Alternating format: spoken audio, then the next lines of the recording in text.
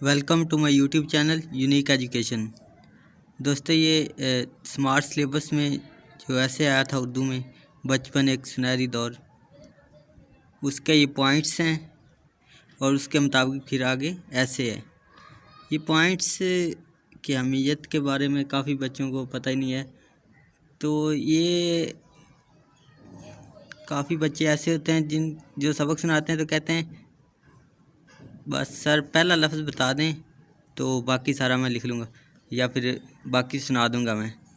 तो पहला लफ्ज़ उन्हें बस मुश्किल होता है, तो उनके लिए भी ये ठीक है।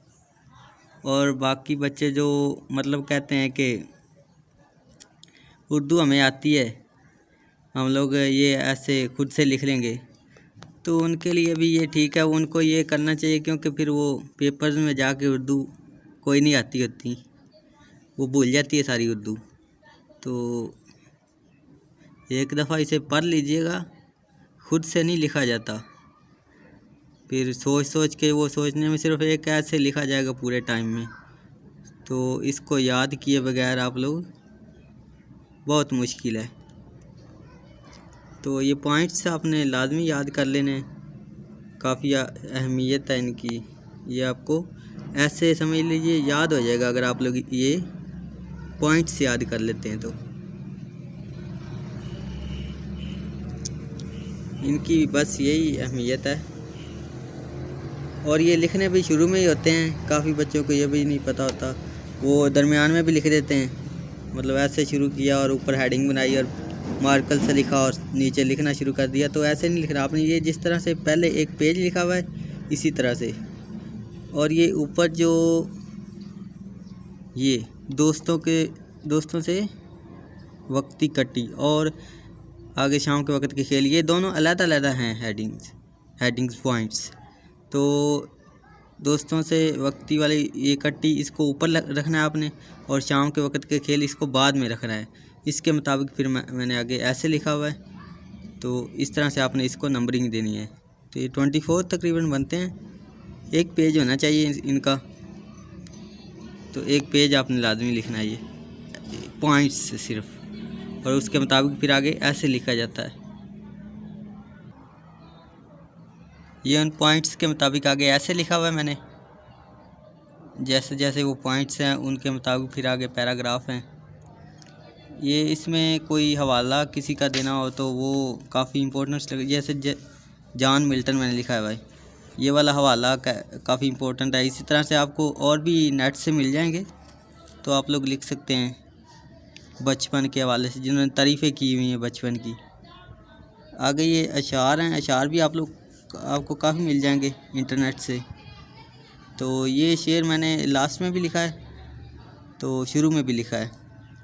ये मैं पढ़ता हूँ, ये दौलत भी ले लो, ये शोहरत भी ले लो, भले छीन लो मुझसे मेरी जवानी, मगर मुझको लौटा दो बचपन का सावन, वो कागज़ की कश्ती, वो बारिश का पानी।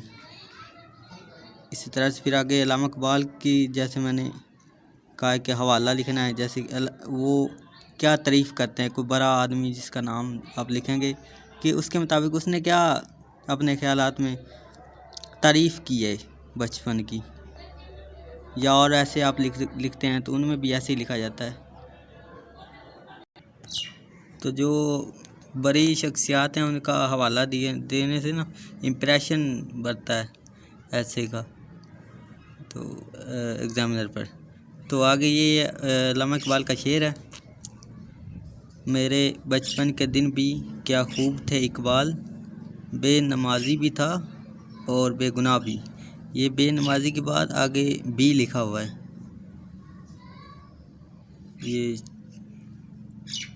आप लोग लिख लीजिएगा। ये अशार जो हैं 2-3 ही मैंने लिखे हुए हैं, तो ये आप लोग लाजमी कर लीजिएगा, या खुद से भी नेट से काफ़ी मिल जाते हैं, तो आप लोग नेट से भी उठाकर इधर लिख सकते हैं। ऐसे जो मतलब पॉइंट्स के मुताबिक आप लोगों ने जिस तरह का पैरा हो उसी तरह का आपने आगे शेर लिखना है, या कोई हवाला दे दें। तो इसमें हवाले वाली तो कोई ऐसी बात नहीं है, लेकिन आपने शेर आप लोग इधर लिख सकते हैं। काफ़ी इशार नेट से आपको मिल जाएंगे। मैंने बस 2-3 लिखे हैं वैसे। आप लोग ये ऐसे खुद से भी लिख सकते हैं।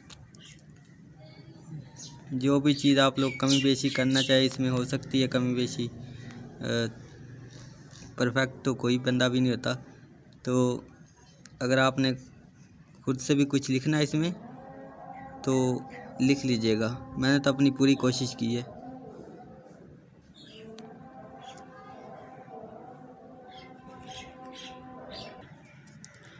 ये आगे एक और शेर है।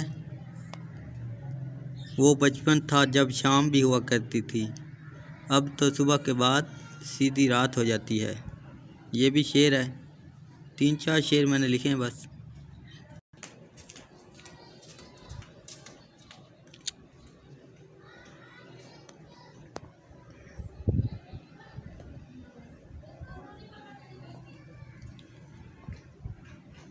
इसी तरह से आपने बाकी ऐसे भी मैंने अपलोड किए हैं। तो ये तो बच्चों ने वैसे रिक्वेस्ट की थी इस पर लिख दीजिए, तो मैंने इस पर ऐसे लिख दिया। तो काफ़ी उर्दू के भी मैंने किए हुए हैं और इंग्लिश के भी। आप लोग वो भी देख लीजिएगा। इंग्लिश के ऐसे कोटेशंस के साथ मैंने वो अपलोड किए हुए हैं, क्योंकि इंग्लिश में कोटेशंस काफ़ी इम्पोर्टेंट होती हैं एसेज में। तो इसके अलावा मैथ के इम्पोर्टेंट MCQs भी हर चैप्टर के मैंने अपलोड किए हुए हैं, सेकंड ईयर के, वो भी देख लीजिएगा। और ये उर्दू के वाले से भी काफ़ी एसेज अपलोड किए हुए हैं, और जो स्मार्ट सिलेबस में हैं।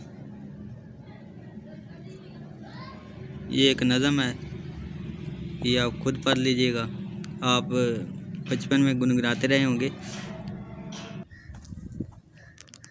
अगर आपको ये ऐसे मुश्किल लगता है तो आपको जो पैराग्राफ मुश्किल लगता है इसमें, वो आप लोग स्किप कर सकते हैं। और आपने पॉइंट्स लाजमी करने हैं। पहले आपने पॉइंट्स करने हैं, फिर आपने ये ऐसे की तरफ आना है। ऐसे आप लोग याद ना भी करें ना, अगर टाइम कम हो ऐसे ना याद करें, तो आप लोग ने पॉइंट्स लाजमी याद करने हैं।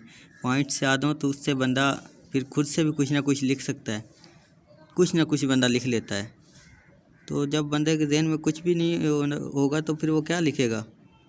खुद से उर्दू नहीं आती बंदे को, मतलब पेपर में याद करनी पड़ती है थोड़ी बहुत।